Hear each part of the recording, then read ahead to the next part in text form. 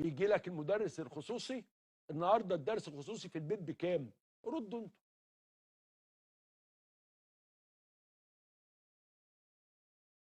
الناس ما زالت، انا بقول للسيد رئيس الوزراء اللي باقي معانا ودائما يقول لنا انه احنا في هذا العام يعني هنرى يعني اشياء افضل. حتى الان يا فندم الناس لا تشعر. انا عارف والله معدل غير السعر اللي هو التسارع في ارتفاع الاقل، ولكن ما زالت الاسعار غاليه. انا عايز كمان اوجه همسه للساده التجار، حضراتكم هتكسروا السوق. دول يومين مفترجين، دول يومين بنروح نشتري الحاجات بتاعه الكراتين وفعل الخير. انت لو ضاغط عليا انا هضغط عليك. انت سامعني بقول ايه يا جماعه؟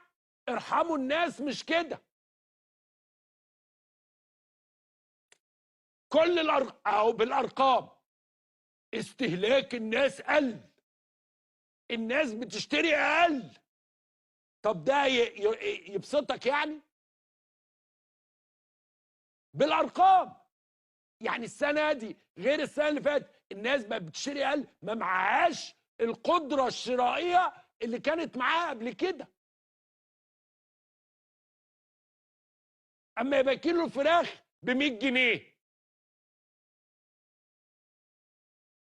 والعلبه المارلبورو ب 100 جنيه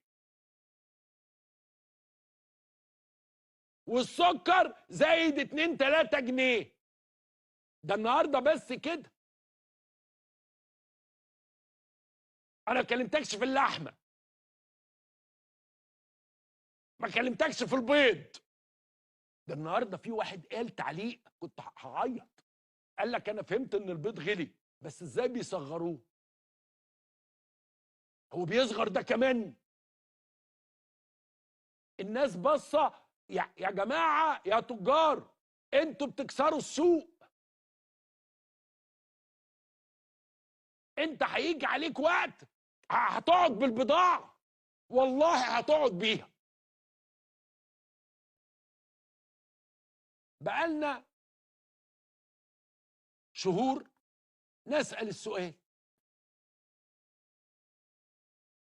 الارقام تتحدث عن تحسن اقتصادي، الارقام بتقول انه سنه 23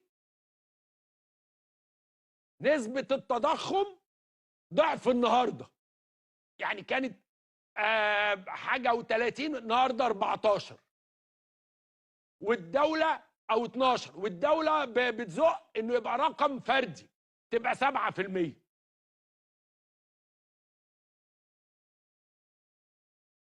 وتوفر السلع والسلع موجوده وكذا والدوله ومراقبه الاسواق. ولكن عندما تسال المواطن يقول لك الدنيا غاليه. المواطن لا يشعر ان الامور اقل.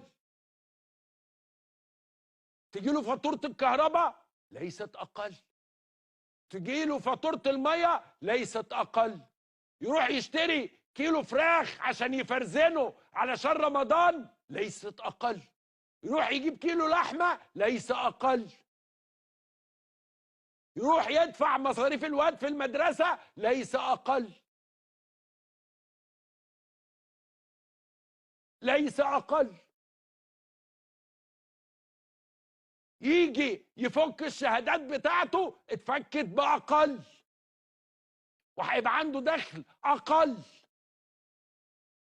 طيب ماذا يفعل المواطن؟